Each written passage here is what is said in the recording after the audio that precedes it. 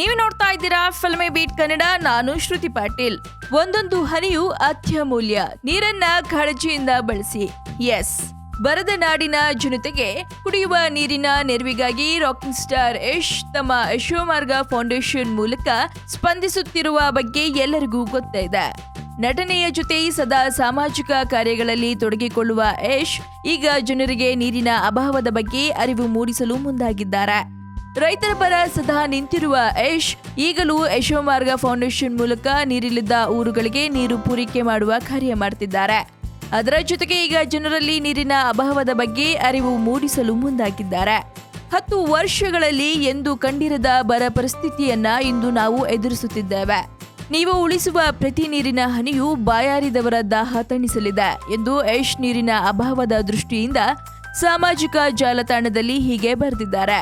ನೀರನ್ನ ಬಳಸುವ ಬಗ್ಗೆ ಅರಿವು ಮೂಡಿಸಲು ಮುಂದಾಗಿರುವ ಯಶ್ ಕರ್ನಾಟಕದ ಜಲಾಶಯಗಳ ನೀರಿನ ಮಟ್ಟ ಮುಂದಿನ ಮಳೆಗಾಲದವರೆಗೂ ಯಾವುದೇ ಕಾರಣಕ್ಕೂ ಹೆಚ್ಚದೇ ಇರುವ ಕಾರಣ ಇದೇ ನಮ್ಮ ಜೀವಜಲ. ಈ ನೀರನ್ನೇ ಕಾಳಜಿಯಿಂದ ಬಳಸಿ ಎಂದು ಕರೆ ಕೊಟ್ಟಿದ್ದಾರೆ.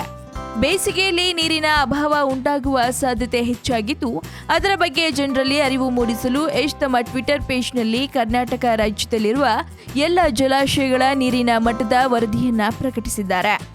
ಯಶ್ ಕಳೆದ ವರ್ಷದ ಆರಂಭದಲ್ಲಿ ಯಶೋಮಾರ್ಗ ಫೌಂಡೇಶನ್ ಮೂಲಕ ಉತ್ತರ ಕರ್ನಾಟಕದ ಕಲಬುರಗಿ ಜಿಲ್ಲೆಯ 25 ಹಳ್ಳಿಗಳಿಗೆ, ಬಿಜಾಪುರದ 25 ಹಳ್ಳಿಗಳಿಗೆ ಕುಡಿಯುವ ನೀರಿನ ಪೂರೈಕೆ ಮಾಡಿ ಉತ್ತರ ಕರ್ನಾಟಕ ಜನತೆಯ ಹೃದಯ ಗೆದ್ದಿದ್ರು.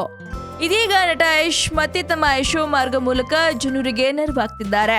ಸ್ಯಾಂಡಲ್ವುಡ್ನ ಮತ್ತಷ್ಟು ಸಿಹಿ ಕಹಾನಿಗಳಿಗೆ ಸಬ್ಸ್ಕ್ರೈಬ್ ಮಾಡಿ ಫಿಲ್ಮಿ ಬೀಟ್ ಕನ್ನಡ. ಹಾಗೆ ಈ ವಿಡಿಯೋ ನಿಮಗೆ ಇಷ್ಟವಾದಲ್ಲಿ ಲೈಕ್ ಮಾಡಿ, ಶೇರ್ ಮಾಡಿ ಆ್ಯಂಡ್ ಸಬ್ಸ್ಕ್ರೈಬ್ ಮಾಡಿ.